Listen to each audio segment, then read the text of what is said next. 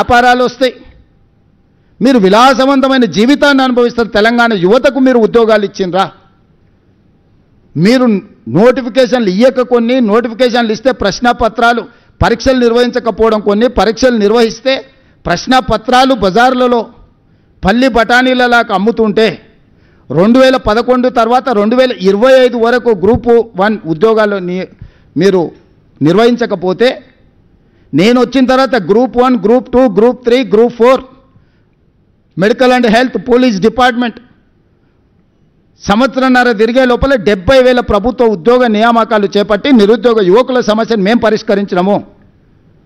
ప్రతి ఉద్యోగి మేము ఇచ్చిన వాళ్ళ వివరాలు ఈరోజు మీడియాకి ఇస్తాం, మేము ఎప్పుడు కావాలంటే అప్పుడు. ఇట్లాంటి తప్పుడు మాటలు మాట్లాడతారని ఎల్బీ స్టేడియంలో, శిల్పారామంలో ప్రజల కళ్ళ ముందు 562 మంది గ్రూప్ 1 ఉద్యోగాలు, ఇలా దాదాపుగా డిఎస్పీలు ఎంతమంది ఉన్నారో 120 ఆడపిల్లలు ఎంతమంది డిఎస్పీలు ఉన్నారో ఇలా పేపర్లలో రాశారు. గ్రూప్ 2లో 783 మందికి మీ అందరు సాక్షిగా నేను నియామక పత్రాలు ఇచ్చిన. మెడికల్ అండ్ హెల్త్ కావచ్చు, పోలీస్ డిపార్ట్మెంట్ కావచ్చు, టీచర్లు 60 రోజుల్లోనే 11,000 ఉద్యోగాలు నోటిఫికేషన్లు ఇచ్చి పరీక్షా ఫలితాలు ఇచ్చి నియామక పత్రాలు అందజేసిన. ఈరోజు స్పోర్ట్స్ యూనివర్సిటీ, మీరు స్పోర్ట్స్ని కంప్లీట్ నిర్లక్ష్యం చేశారు, మూసేసారు.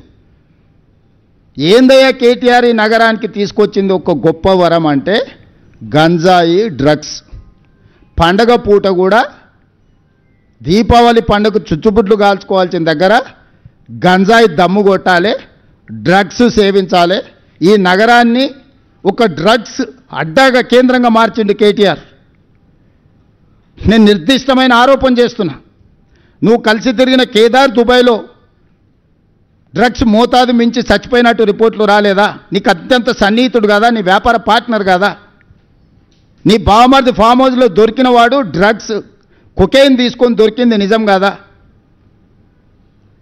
111 జీవోలో వయలేట్ చేసి వందలాది వేలాది ఎకరాలలో మీరు ఫామ్ హౌస్లు, మీరు మీ అనుచరులు ఫామ్ హౌస్లు కట్టుకొని నిబంధనలు తుంగలో దొక్కి హిమాయత్ సాగర్, ఉస్మాన్ సాగర్ని నిర్వీర్యం చేయాలనుకొని దాన్ని మూసేసి దాన్ని సర్వనాశనం చేయడానికి మీరు కంకణం కట్టుకుంటే పునరుద్ధరించడానికి ఈరోజు మేము ప్రయత్నం చేస్తున్నాం. గోదావరి జలాలు తీసుకొచ్చి ఈ నగరానికి ఏది మీరు ఇచ్చినా ఒక బహుమతి చెప్పండి, ప్రజలకు ప్రయోజనం చేకూర్చేది చెప్పండి, నిరుద్యోగ యువకులకు ఉద్యోగాలు, ఉపాధి దొరికింది ఒక్కటి చెప్పండి. మీరు తెచ్చిన ప్రాజెక్ట్ ఏదైనా సింగిల్ ప్రాజెక్ట్ నేను చెప్పడం కాదు, మీరు ఆలోచన చేయండి. మేము 2014-15లో చేసిన అభివృద్ధిని 2014 నుంచి 2024 మధ్యలో వాళ్ళు చేసిన అభివృద్ధిని, 10 సంవత్సరాలు మా పరిపాలన, 10 సంవత్సరాలు బీజేపీ బీఆర్ఎస్ పరిపాలనను తీసుకోండి.